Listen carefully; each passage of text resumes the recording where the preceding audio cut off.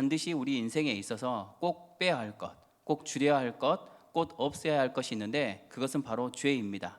죄는 우리의 인생에 있어서 반드시 없애야만 할 것입니다. 중요한 약속이 있습니다. 아주 깨끗하고 하얀 옷을 입고 밖을 나왔습니다. 그런데 마침 지나가던 차가 하수구에 고인 물을 그만 옷에 튀어버렸습니다. 옷이 더러워짐은 물론이고 고약한 냄새가 옷에 배었습니다. 아직 약속 시간이 많이 남아 있다면 집으로 돌아가서 옷을 갈아입고 몸을 깨끗이 씻는 것이 당연합니다. 왜냐하면 우리 몸에 더러운 것들이 묻어 있는 것, 우리 옷에 더러운 것들이 묻어 있는 것을 우리는 참을 수 없기 때문입니다. 그런데 잘 생각해 보면 이 더러운 것들이 몸이나 옷에 묻어 있는 것을 조금이라도 참지 못하면서 더럽고 추악한 죄가 우리와 함께 하는 것은 무감각한 시대를 우리가 살고 있지 않은가 생각해 볼 필요가 있다라는 것입니다. 우리 안에 있는 죄들, 그리고 우리와 함께하는 죄들을 우리는 반드시 떨쳐버려야 하는데 이 죄들과 함께 살아가는 우리의 모습들을 보는 것입니다. 오늘 말씀의 주인공은 아브라함입니다. 아브라함도 우리와 비슷하게 연약한 사람이었습니다. 그리고 그도 죄인이었습니다. 그는 그러면은 이 죄를 어떻게 끊어버렸는지, 그리고 죄를 끊어버린 그의 인생은 하나님께 어떤 복을 받게 되었는지 오늘 말씀을 통해서 살펴보도록 하겠습니다. 먼저 아브라함의 죄를 한번 보겠습니다. 아브라함은 하나님께 불순종하였습니다. 하나님께서 아브라함을 부르셨습니다. 갈대아 우르 지역에 살고 있는 아브라함을 부르시면서 하나님께서는 약속을 하셨습니다. 창세기 12장 2절에 이런 말씀을 하시면서 아브라함을 부르셨습니다. 우리 창세기 12장 2절 말씀을 함께 읽습니다. 시작. 내가 너로 큰 민족을 이루고 내게 복을 주어 내 이름을 창대하게 하리니 너는 복이 될지라. 아멘. 하나님께서는 아브라함을 부르면서 너로 인하여 큰 민족을 이루겠다라고 말씀하십니다. 그리고 잊혀질만 하니까 13장에 또 나타나셔가지고 땅의 티끌처럼 너에게 많은 자손들을 허락하시겠다라고 말씀하십니다. 그리고 또 15장 말씀에 보니까 별을 보여주면서 하늘의 무별을 보아라, 이 무별처럼 너의 자손을 많게 하시겠다라고 하나님께서 말씀하셨습니다. 그런데 아브라함은 하나님의 이 약속을 믿지 못하였습니다. 기다리지 못하였습니다. 그래서 그만 세상의 방법, 인간적인 방법을 쓰고 만 것입니다. 사라의 여종이었던 하갈을 통해서 자녀를 낳게 됩니다. 그의 아들이 바로 이스마엘인데 하나님의 말씀을 믿고 기다려야 하는데 그 말씀을 믿지 못하고 그 말씀을 기다리지 못하고 인간적인 방법으로 아들을 출산하고 만 것입니다. 중요한 것은 그 아들이 태어나자, 이제 그 아들이 생겨나자 평화로웠던 아브라함의 가정에 불화가 생기기 시작합니다. 아브라함의 가정에 어떤 불화가 생겨났는지 말씀을 보겠습니다. 창세기 16장 4절 말씀을 함께 읽습니다. 아브라함이 하갈과 동침하였더니 하갈이 임신하매 그가 자기의 임신함을 알고 그의 여주인을 멸시한지라. 종이 주인을 멸시하는 사건이 발생합니다. 감히 종이 주인을 멸시합니다. 당시의 종은 인권이라든지 그런 생명이 있던 시절이 아니었습니다. 종이 주인을 멸시한다? 있을 수 없는 일이었습니다. 특히나 사라는 누구입니까? 아브라함 집안의 절대 권력이었습니다. 그랬던 사라가 이 종으로부터 멸시당하는 일이 생겨납니다. 그러자 이 사라가 화가 났습니다. 아브라함을 찾아갑니다. 아브라함을 찾아가서 하소연을 합니다. 그랬더니 아브라함이 사라에게 말합니다. 저 여인을, 너의 하갈은 너의 종이니 네 마음대로 해라, 네 좋을 대로 하여라 라고 말합니다. 그랬더니 사라가 하갈을 학대합니다. 우리말에는 단순하게 학대하였더라 이렇게 말하고 있는데 이 학대라는 단어를 조금 더 깊게 살펴보면 문제가 심각해집니다. 이 영국의 침례교 목사인 존길 목사님은 이 학대하였다를 이렇게 해석합니다. 채찍질을 하고 심한 노동을 가해서 굴복시켰다 이렇게 말합니다. 지금 하갈의 뱃속에는 누가 들어있나요? 하갈의 뱃속에는 아브라함의 자녀가 들어있습니다. 비록 하나님께서 말씀하신 언약의 자녀는 아니지만 아브라함의 입장에서 봤을 때는 그토록 기다렸던 본인의 자녀입니다. 그 자녀가 하갈의 뱃속에 들어있는데 지금 사라가 그를 채찍질을 하고 고된 노동을 시켜서 굴복시켜버리는 장면입니다. 이를 지켜보는 아브라함의 마음이, 이를 지켜보는 아브라함의 심정이 어땠을까요? 내 아이가 지금 뱃속에 들어있는데 그를 채찍질하고 그를 굴복시키는 이 모습을 지켜본 아브라함의 마음은 아마 편하지 않았을 것입니다. 이처럼 평화로웠던 가정에 아브라함이 불순종한 대가로 불화가 찾아오기 시작한 것입니다.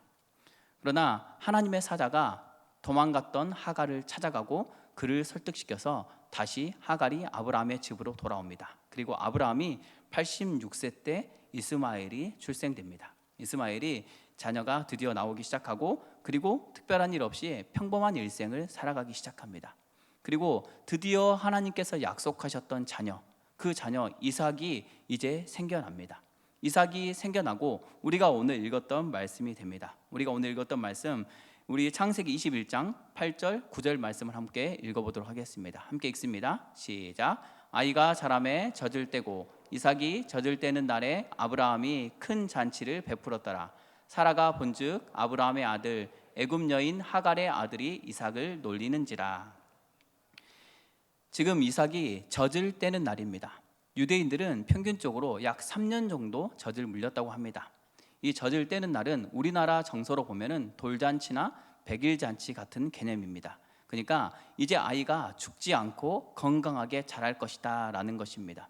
그래서 젖을 떼는 날 기쁨의 잔치가 아브라함의 집안에서 일어난 것입니다. 그런데 이 기쁜 날 기뻐하지 못하는 사람이 2명 있었습니다. 누구였을까요? 하갈과 이스마엘입니다. 지금 이스마엘은 아브라함의 후계자로 살고 있었습니다. 그런데 어느 날 갑자기 이삭이 생겨나 버렸습니다. 얼마나 불편했을까요? 게다가 젖을 못 뗐던 그 아이가 이제 젖까지 떼어버렸습니다. 어쩌면은 하갈과 이스마엘은 이 이삭이 젖을 떼기 전에 죽기를 바랬을지도 모릅니다. 왜냐하면은 당시에는 젖을 떼기 전에 아이들이 죽는 것이 비일비재했기 때문입니다. 그래서 차라리 젖을 떼기 전에 죽었으면 좋겠다라고 바라는 게 하갈과 이스마엘의 모습이 아니었을까요? 이처럼 젖을 떼는 그 아이, 이 잔치 때 기뻐하지 못하는 하갈과 이스마엘이 있었는데, 이 상황에서 이제 사라가 하갈의 아들인 이스마엘이 자기의 아들인 이삭을 놀리는 것을 보게 됩니다. 그런데 이 말씀을 보니까 조금 의아합니다. 왜냐하면 형제 사이에, 물론 배가 다르긴 하지만 형제 사이에 동생을 좀 놀릴 수도 있을 겁니다. 그런데 동생을 놀렸다고 해서 노발대발하면서 이스마엘을 쫓아내라고 하는 것입니다. 간단하게 얼레리꼴레리 놀리는 정도의 수준이 아닌 것입니다. 이 놀리는지라라는 단어를 조금 더 깊게 살펴보면은 어떻게 말하냐면은 이삭을 업신여기고 조롱하는 태도, 이 태도가 포함이 되어 있습니다. 이것은 이스마엘이 이삭을 잠재적 후계자로 인정하지 않고 무시하는 행동이었습니다. 사라는 그것을 단순하게 형제들 간의 싸움으로 보지 않고 이삭의 안전과 미래를 위협하는 행동으로 본 것입니다. 이삭은 사라가 90살에 낳은 아들입니다. 단순하게 눈에 넣어도 안 아플 자식 정도가 아니었습니다. 사라가 이스마엘이 자라는 모습을 보면서 얼마나 자신도 아이를 갖고 싶었을까요? 이스마엘이 자라는 모습, 이스마엘과 아브라함이 행복한 모습을 보면서 자기도 얼마나 아들을 갖고 싶었을까요? 그토록 원했던 아들이 바로 이삭입니다. 그런데 그런 이삭을 지금 이스마엘이 위협하고 있는 것입니다. 그랬더니 사라가 지금 흥분하기 시작하는 겁니다. 그래서 사라가 노발대발을 하면서 당장 저들을 쫓아내라, 그가 기업을 받지 못하게 하라, 이렇게 말하고 있는 것입니다. 기업을 받지 못한다, 우리말로 하면은 호적에서 파벌이라는 뜻입니다. 다시 말해서 우리의 재산을 단 한 푼도 줄 수가 없다라는 뜻입니다. 이처럼 말하고 있는데, 이 말씀을 보니까 아브라함이 근심했다라고 기록하고 있습니다. 아브라함이 근심했다라고 기록하는데, 이 아브라함은 불순종의 결과였던 이스마엘을 통해서 또 근심하고 있습니다. 그렇다면 이 근심한 아브라함이 과연 이 죄, 이스마엘을 어떻게 끊어내는지 한번 살펴보도록 하겠습니다. 아브라함에게 있어서 이스마엘은 아들입니다. 비록 어머니가 사라가 아니었고 하갈이었지만 그래도 자기 핏줄인 아들입니다. 그토록 기다렸던 아들입니다. 그 아들을 쫓아낸다는 것은 결코 쉬운 일이 아니었습니다. 그리고 아까 유대인들을 3년 동안 젖을 물렸다고 계산을 하면은 이스마엘의 나이는 약 14년의 차이가 나기 때문에 17살로 우리가 예측을 할 수가 있습니다. 대충 17년을 같이 살았던 아들입니다. 당시의 자녀는 오늘날의 자녀와는 또 다른 개념입니다. 자녀, 그것도 아들은 아브라함에게 있어서 재산이었고 방패였고 그의 든든한 후견자였습니다. 게다가 그의 희망이었고 그의 미래였습니다. 그런데 그런 아들을 17년 동안 살았던 그 아들을 쫓아낸다? 이것은 결코 쉬운 일이 아니었다라는 것입니다. 거기다가 그냥 쫓아내는 것이 아니라 광야로 쫓아내는 것입니다. 광야가 어떤 곳입니까? 광야는 사나운 짐승들이 우글거리는 곳입니다. 그리고 뜨거운 태양이 비추는 곳입니다. 이것을 아브라함이 모를 리가 없습니다. 아브라함이 너무나도 잘 아는 그 광야로 쫓아내는 것인데, 광야에서 모습이 기록되어 있습니다. 하갈과 이스마엘이 쫓겨나서 준비해간 가죽 부대의 물이 이제 다 떨어집니다. 가죽 부대의 물이 다 떨어지고 이 아들 이스마엘을 이 관목 덤불 아래 두었다라고 말하는데, 이 관목은 가시나무를 말합니다. 그리고 덤불은 나무가 아닙니다. 그러니까는 잎사귀가 있어서 그늘을 만들어 줄 수 있는 것이 아닌 가시, 거기다가 나무가 아니라 키가 작은 덤불, 그러니까는 가시 덤불 아래 아이를 놓았다라는 것은 그늘에 놓은 것이 아니라 그늘처럼 보이는 것에, 지푸라기라도 잡고 싶은 심정에 아이를 그것에 놓고, 그 다음에 화살 200-300m 거리 정도, 200-300m 거리 정도에 놓고 멀리서 죽어가는 아들을 지켜보고 있는 모습입니다. 차마 가까이서 죽는 모습을 보지도 못하겠고, 그렇다고 해서 안 볼 수도 없는 그런 상황에서 아들을 지켜보고 있는 하갈의 마음이 기록되어 있습니다.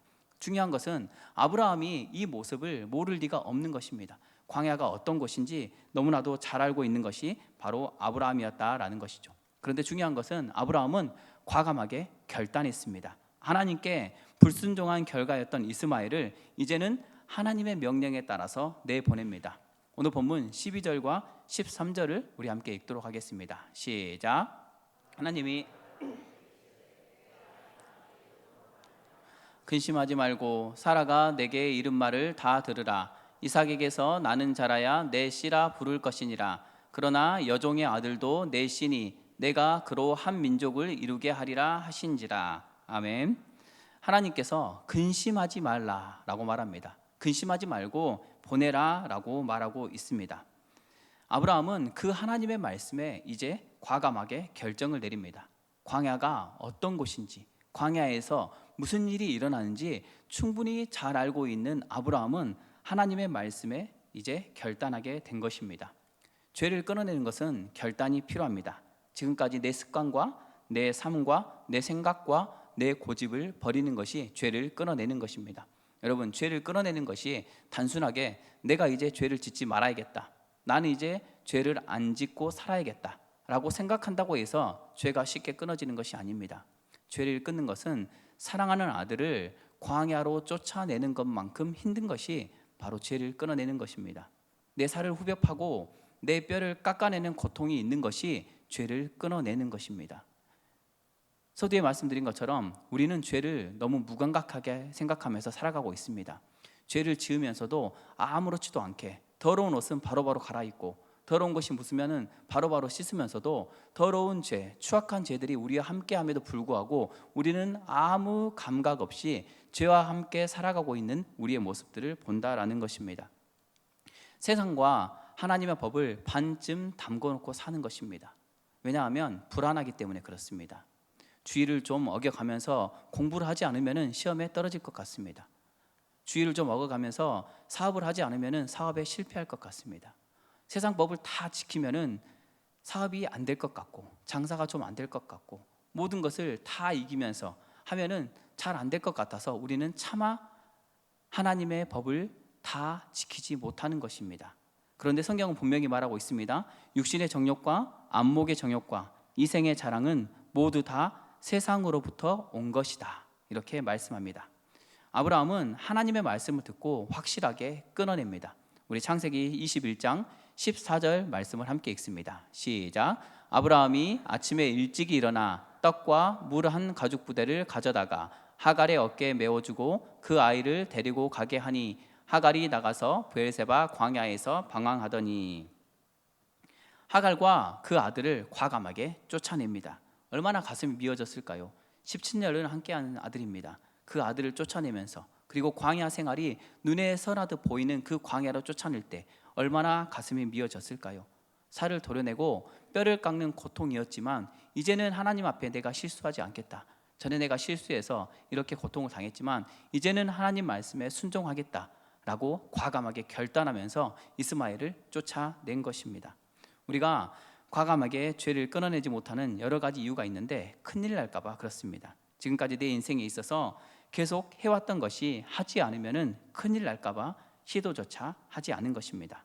사업이 잘 안 될까 봐, 자녀 성적이 떨어질까 봐, 그리고 건강이 나빠질까 봐, 인간관계가 나빠질까 봐 우리가 쉽게 시도조차도 하지 않는 것입니다. 그런데 중요한 것은 아무리 우리에게 죄를 끊어내는 것이 어려운 것이 있다 할지라도 과연 자식을 버리는 것만큼 힘든 것이 있을까요? 과연 자식을 광야로 쫓아내는 것만큼 끊어내기 힘든 죄가 있을까요? 우리에게 그 어떤 끊어내기 어려운 죄가 있을지라도 자식을 쫓아내는 마음으로 죄를 끊어낸다면 우리는 어떠한 죄도 끊어낼 수가 있을 것입니다. 그런 과감한 결단이 우리에게 필요하다라는 것입니다. 중요한 것은 아브라함이 이처럼 과감하게 결단을 했을 때, 아브라함은 자신의 믿음을 지켰을 때 이제는 하나님께서 일을 하시는 것입니다. 아브라함이 하나님 앞에 믿음으로 나아갔을 때 이제는 하나님께서 움직이기 시작합니다. 그 하나님의 움직임이 무엇인지 우리 창세기 21장 17절을 함께 읽겠습니다. 시작. 하나님이 그 어린아이의 소리를 들으셨으므로 하나님의 사자가 하늘에서부터 하갈을 불러 이르시되 하갈아 무슨 일이냐 두려워하지 말라 하나님이 저기 있는 아이의 소리를 들으셨나니. 아멘. 저기 있는 아이의 소리를 들으셨습니다. 지금 이스마엘이 소리를 내고 있습니다. 무슨 소리를 내고 있을까요? 이스마엘이 격식을 갖춰서 기도를 하고 있을까요? 지금 죽어가고 있는 소리를 내고 있는 것입니다. 지금 신음소리를 내고 있는 것입니다. 낑낑거리는 소리를 내고 있는 것입니다. 목이 말라서 헥헥거리는 소리를 내고 있는 것입니다. 하나님께서 그 소리를 들으셨다고 말씀하고 있는 것입니다. 믿음으로 이스마엘을 쫓아냈을 때 하나님께서 이제 일하기 시작합니다. 그 소리를 들으시고 그 씨도 네 아들이므로 내가 그 아들을 통해서 큰 민족을 이루겠다 하나님께서 말씀하시는 것입니다. 18절 말씀에 그가 큰 민족을 이루게 하리라 라고 말하는 것입니다. 아브라함이 만약에 하갈과 이스마엘이 불쌍해서 걱정돼서 과감하게 쫓아내지 못했다면 어떻게 되었을까요? 이삭의 집안도 이스마엘의 집안도 이도 저도 아닌 흐지부지한 집안이 되었을 것입니다. 그러나 이스마엘을 과감히 잘라내니까 하나님께서는 이삭의 집안도 그리고 이스마엘의 집안도 책임져 주시는 것입니다. 마찬가지로 우리는 죄를 끊어버리면 안 될까 봐, 큰일 날까 봐 하나님을 신뢰하지 못하고 믿음으로 죄를 과감하게 끊어버리지 못하는 것입니다. 우리는 우리의 일을 믿음으로 하면 됩니다. 그러면 하나님은 하나님의 일을 하실 것입니다. 그런 믿음이 우리에게 필요합니다. 믿음으로 육신의 생각과 죄를 과감하게 끊어버리는 저와 여러분 되기를 소망합니다. 그렇다면 마지막으로 과감하게 죄를 끊어버린 아브라함의 인생을 하나님께서 어떻게 책임지셨는지 보도록 하겠습니다. 결론적으로 아브라함은 믿음의 조상이라 일컬음을 받았습니다. 아브라함은 연약한 사람이었습니다. 아브라함의 집안은 우상을 파는 집안이었습니다. 그리고 그는 그의 아내를 2번이나 남에게 줘버린 연약한 사람이었습니다. 그런데 그런 그가 어쩌다가 이렇게 단단한 사람이 되었고 어쩌다가 믿음의 조상으로 일컫는 사람이 되었을까요? 그는 이제 인생의 절정을 향해 달려가고 있습니다. 그가 이제 자신의 사랑하는 아들 이삭 그리고 사라와 함께 행복한 나날들을 아마 보내고 있었을 것입니다. 그런데 어느 날 갑자기 하나님께서 찾아오셨습니다. 그냥 찾아온 것이 아니라 청청병력 같은 말씀을 들고 찾아오십니다. 그 말씀 창세기 22장 2절 말씀을 함께 읽겠습니다. 시작. 여호와께서 이르시되 내 아들 내 사랑하는 독자 이삭을 데리고 모리아 땅으로 가서 내가 내게 일러준 한 산 거기서 그를 번제로 드리라. 성경은 수없이 많은 구절들로 이루어져 있습니다. 아마 그 수없이 많은 구절 중에 가장 잔인한 말씀이 이 말씀이 아닐까 싶습니다. 하나님께서 어느 날 갑자기 찾아오셔서 네 아들 내 사랑하는 독자 이삭 그를 모리아 땅으로 가서 한 산 거기서 번제로 드려라. 대상과 방법과 그리고 장소까지 정확하게 일러주십니다. 번제가 무엇입니까? 아브라함은 번제에 대해서 정확히 알고 있었습니다. 레위기와 민수기와 출애굽기에 번제에 대해서 정확하게 기록하고 있는데 번제의 방법은 이렇습니다. 먼저 제물, 짐승에 대한 제물에 대해서 안수를 합니다. 머리에 손을 올리고 그리고 그 제물을 죽입니다. 그리고 거기에서 나온 피를 사방에 뿌립니다. 그리고 그 제물의 껍질을 벗깁니다. 그리고 지체, 이 팔다리와 몸뚱이를 토막을 냅니다. 그리고 그것을 깨끗이 씻어가지고 그것을 완전하게 불로 태우는 것이 번제입니다. 일반 사람이라면 이 동물들을 그렇게 번제로 태우는 것도 심각한 일입니다. 얼마나 잔인하고 징그럽고 약합니까? 그런데 사랑하는 아들 이삭을 번제로 드리라고 하나님께서 말씀하십니다. 아브라함이 얼마나 기가 찼을까요? 아브라함의 인생을 한마디로 요약하면은 아들을 주십시오입니다. 아브라함은 지금까지 살아오면서 아들 하나 얻기 위해서 지금까지 인생을 이렇게 살아왔습니다. 그 아들 하나 얻기 위해서 지금까지 살아왔는데 어느 날 갑자기 하나님께서 나타나셔가지고 그 아들을 도로 내놓아라. 차라리 이스마엘처럼 쫓아버리라 하면 어떻게 쫓아내겠는데 번제로 드리라 라고 말씀하시는 것입니다. 그런데 중요한 것은 아브라함은 그 말씀에 순종합니다. 그리고 모리아 땅으로 가기 시작합니다. 성경에 보면은 아브라함이 아침에 일찍이 일어났다라고 표현을 하고 있는데 아마 아브라함이 한숨도 자지 못했을까요? 저 같으면 아마 한숨도 자지 못했을 것 같습니다. 아침에 일찍 일어난 것이 아니라 아마 뜬 눈으로 밤을 지새웠을 것 같습니다. 이 모리아 땅으로 가면서 하나님의 음성이 들리기를 얼마나 기다렸을까요? 가면서 그만 가라, 됐다, 이제 그만했으면 됐다 라는 음성이 들려오기를 얼마나 기대했을까요? 얼마나 간구했을까요? 그러나 도착할 때까지 하나님은 대답이 없으셨습니다. 도착해서 이삭을 죽이려고 칼을 들었을 때 그제서야 하나님께서 나타나십니다. 하나님께서 나타나셔서 말씀을 하십니다. 우리 하나님의 말씀을 읽도록 하겠습니다. 창세기 22장 12절입니다.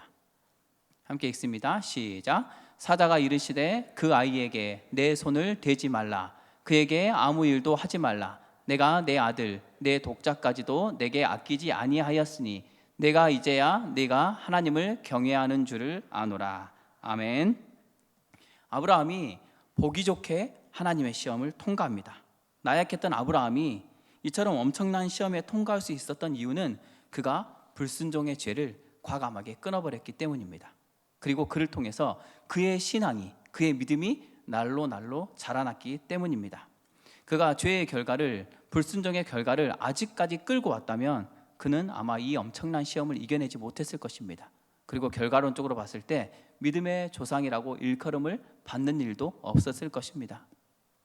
오늘 말씀을 마무리하도록 하겠습니다. 사랑하는 경신의 성도 여러분, 옷은 좀 더러워지고 냄새가 나도 괜찮습니다. 비록 사람들이 손가락질하고 비웃음을 줄지라도 하나님 앞에서 떳떳하면 됩니다. 그러나 보이지 않는 죄를 감추고 살아간다면 사람들은 여러분들을 칭찬하고 우러러 볼 수는 있습니다. 그러나 하나님께서는 반드시 심판하실 것입니다. 마태복음 말씀 보면은 만일 내 눈이 너를 범죄하게 하거든 눈을 빼어버려라. 한 눈으로 영생에 들어가는 것이 두 눈으로 지옥에 들어가는 것보다 나으니라. 이렇게 말씀하고 있습니다. 죄는 반드시 해결해야 할 문제입니다. 아브라함의 인생을 오늘 말씀을 통해서 살펴보았습니다. 이스마엘은 불순종의 결과였습니다. 이 불순종의 결과, 곧 죄를 잘라내는 것은 살을 도려내고 뼈를 깎아내는 고통이었습니다. 집에서 강아지를 키워도 17년을 키운 강아지를 광야로 쫓아내는 것은 결코 쉬운 일이 아닙니다. 그러나 사랑하는 아들을 쫓아내는 것, 이것은 정말 쉬운 일이 아니었습니다. 그런데 이것을 믿음으로 결단하며 쫓아냈습니다. 죄를 끊어내는 것은 이렇게 어렵습니다. 그러나 반드시 끊어내야 합니다. 인간의 생각으로, 세상적인 계산으로 이러지도 못하고 저러지도 못하고 우물쭈물하고 있으면 아무 일도 일어나지 않습니다. 하나님의 말씀을 믿고 과감하게 결단할 때 하나님은 아브라함의 앞날을 책임지셨고 광야에서 우는 이스마엘의 신음소리를 들으셨습니다. 우리가 믿음으로 살아갈 때 하나님은 하나님의 일을 하실 것입니다. 하나님을 신뢰함으로 결단하시기 바랍니다. 아직까지 해결하지 못한 죄의 문제가 있다면 믿음으로 결단하시고 과감하게 자르시기 바랍니다. 작은 일들로부터 큰 일들까지 믿음으로 결단하고 해결하면 아브라함처럼 우리도 굳건한 믿음의 사람으로 쓰임 받을 줄 믿습니다. 사랑하는 경신의 성도 여러분, 죄는 결코 우리와 함께 할 수 없습니다. 믿음으로 모든 죄를 이겨내는 저와 여러분 되기를 주님의 이름으로 소망합니다. 아멘.